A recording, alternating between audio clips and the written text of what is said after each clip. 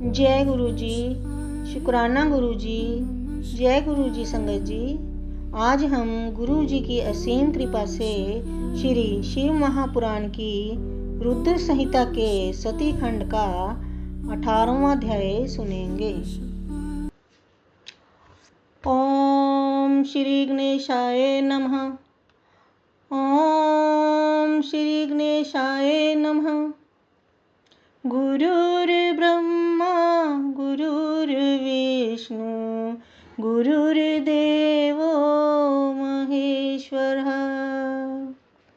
गुरुर्ब्रह्मा गुरुर्विष्णु गुरुर्देवो महेश्वरः। गुरुर्साक्षात् परब्रह्म तस्मै श्री गुरवे नमः। गुरुर्साक्षात् परब्रह्म तस्मै श्री गुरवे नमः। देवताओं और मुनियों सहित भगवान शिव का दक्ष के घर जाना। दक्ष द्वारा सबका सत्कार एवं सती तथा शिव का विवाह। नारद जी बोले, जब आप भगवान रुद्र के पास गए तब क्या चरित्र हुआ? हे तात, कौन सी बात हुई और शिवजी ने स्वयं क्या किया? ब्रह्मा जी बोले, हे नारद, तदनंतर मैं हिमालय पर्वत के कैलाश शिखर पर रहने वाले परमेश्वर महादेव शिवजी को लाने के लिए प्रसन्नतापूर्वक उनके समीप गया। वृषभध्वज शिवजी मुझ लोककर्ता को आते हुए देखकर अपने मन में सती की प्राप्ति के विषय में बार बार संशय करने लगे। तत्पश्चात शिवजी प्रीतिपूर्वक अपनी लीला से और सती की भक्ति से लोकगति का आश्रय लेकर सामान्य मनुष्य के समान मुझसे शीघ्र कहने लगे। ईश्वर बोले, हे सुरश्रेष्ठ, आपके पुत्र दक्ष प्रजापति ने सती को मुझे प्रदान करने के विषय में क्या किया? आप मुझसे कहिए, जिससे काम के कारण मेरा हृदय विदीर्ण ना हो जाए।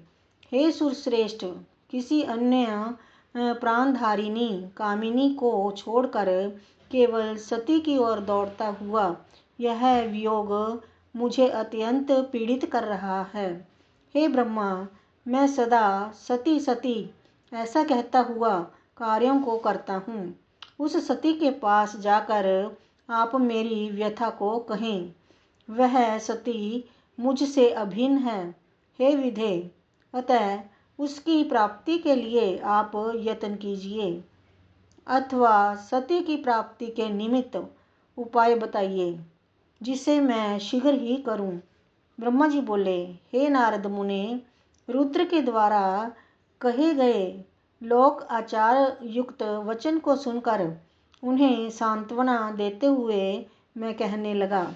ब्रह्मा जी बोले, हे वृषध्वज, सती के लिए मेरे पुत्र दक्ष ने जो बात कही है उसे सुनिए, और जिस कार्य को आप अपने लिए असाध्य मान रहे हैं उसे सिद्ध हुआ समझिए। दक्ष ने मुझसे कहा कि हे ब्रह्मा, मैं अपनी पुत्री भगवान शिव के हाथों में ही दूंगा, क्योंकि उन्हीं के लिए यह उत्पन्न हुई है। यह कार्य मुझे स्वयं अभीष्ट है। फिर आपके भी कहने से इसका महत्व और बढ़ गया है। मेरी पुत्री ने स्वयं इसी उद्देश्य से भगवान शिव की पूजा की थी, और इस समय शिवजी भी इसी विषय में पूछताछ कर रहे हैं। इसीलिए मुझे अपनी कन्या शिवजी के हाथ में अवश्य देनी है। हे विधे, वे शंकर शुभ लगन और सुंदर मुहूर्त में मेरे यहाँ पधारें, जिससे मैं उन्हें भिक्षा रूप में अपनी कन्या प्रदान करूं। हे वृषभध्वज, दक्ष ने मुझसे ऐसी बात कही है, अतः आप शुभ मुहूर्त में उनके घर चलिए और सती को ले आइए। ब्रह्मा जी बोले, हे मुने, मेरी यह बात सुनकर भक्तवत्सल भगवान रुद्र लौकिक गति का आश्चर्य लेकर हंसते हुए मुझसे कहने लगे। रुद्र बोले, जगत की रचना करने वाले हे ब्रह्मा, मैं आपके और नारद के साथ ही दक्ष के घर चलूँगा।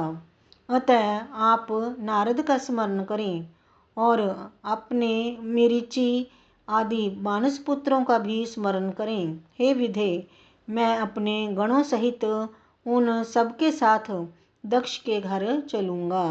ब्रह्मा जी बोले, हे नारद, लोकाचार के निर्वाह में लगे हुए भगवान शिव जी के इस प्रकार आज्ञा देने पर मैंने आप नारद का और मरीचि आदि पुत्रों का स्मरण किया। तब मेरे स्मरण करते ही आपके साथ मेरे सभी मानस पुत्र प्रसन्न होकर आदरपूर्वक शीघ्र ही वहाँ उपस्थित हो गए। भगवान रुद्र के स्मरण करने पर शिव भक्तों में श्रेष्ठ वे विष्णु भी अपने सैनिकों तथा कमला लक्ष्मी के साथ गरुड़ पर आरूढ़ हो तुरंत ही वहाँ आ गए। तदनंतर चैत्र शुक्ल पक्ष त्रयोदशी में रविवार को पूर्वा फागुनी नक्षत्र में उन महेश्वर ने विवाह के लिए यात्रा की। ब्रह्मा विष्णु आदि सभी देवताओं और ऋषियों के साथ मार्ग में चलते हुए वे शिवजी बहुत शोभा पा रहे थे। वहाँ जाते हुए देवताओं, मुनियों तथा आनंद मगन मन वाले प्रमथ गणों का मार्ग में महान उत्सव हो रहा था।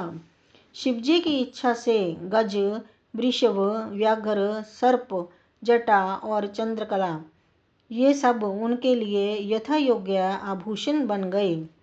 तदनंतर वेग से चलने वाले बलिवर्द बैल पर आरूढ़ हुए महादेव जी विष्णु आदि को साथ लिए क्षण भर में प्रसन्नतापूर्वक दक्ष के घर जा पहुँचे। तब हर्ष के कारण रोमांचित और विनीत चित्त वाले दक्ष समस्त आत्मीय जनों के साथ भगवान शिव की अगवानी के लिए उनके सामने आए। दक्ष ने वहाँ समस्त देवताओं का सत्कार किया। वे सब लोग सुरश्रेष्ठ शिवजी को बिठाकर उनके पार्श्व भाग में स्वयं भी मुनियों के साथ यथाक्रम बैठ गए। इसके पश्चात दक्ष मुनियों सहित समस्त देवताओं तथा गणों को साथ लेकर भगवान शिव को घर के भीतर ले गए। उस समय दक्ष ने प्रसन्नचित्त होकर उत्तम आसन देकर स्वयं ही विधि पूर्वक सर्वेश्वर शिवजी का पूजन किया। तत्पश्चात उन्होंने विष्णु का, मेरा, ब्राह्मणों का, देवताओं का और समस्त शिवगणों का भी यथोचित विधि से उत्तम भक्तिभाव के साथ पूजन किया।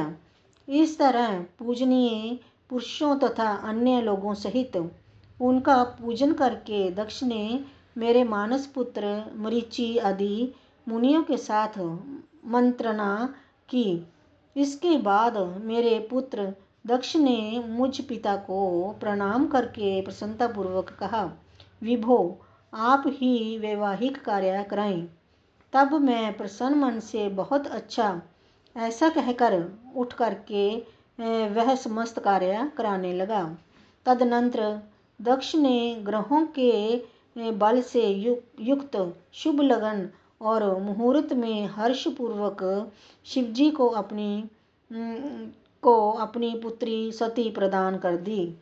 उन शिवजी ने भी उस समय हर्षित होकर सुंदर शरीर वाली दक्ष पुत्री का वैवाहिक विधि से पाणी ग्रहण किया। उस समय मैंने श्री हरि विष्णु ने, आपने, अन्य मुनियों ने, देवताओं ने और प्रमथगणों ने भगवान शिव जी को प्रणाम किया और अनेक प्रकार की स्तुतियों द्वारा उन्हें संतुष्ट किया। उस समय नाच गाने के साथ महान उत्सव हुआ और समस्त देवता तथा मुनिगण परम आनंदित हुए। इस प्रकार मेरे पुत्र दक्ष शिवजी को पुत्री प्रदान करके कृतार्थ हो गए।